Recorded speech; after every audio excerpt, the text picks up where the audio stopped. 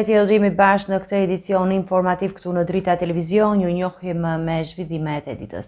Kryeministri i vendit Edi Rama ka pritur pas ditën e sotme në Tiranë presidentin e Këshillit Evropian Antonio Costa, i cili ndodhet në Shqipëri për të marrë pjesë në samitin e Komunitetit Politik Evropian që do të zhvillohet ditën e nesërme.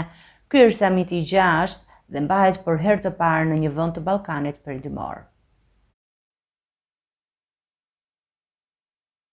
Atmosferë diplomatike dhe masa të shtuara sigurie në Tiranë që prej pasdites së sotme, kur kryeministri Edi Rama priti në një takim zyrtar presidentin e sapo zgjedhur të Këshillit Evropian Antonio Costa.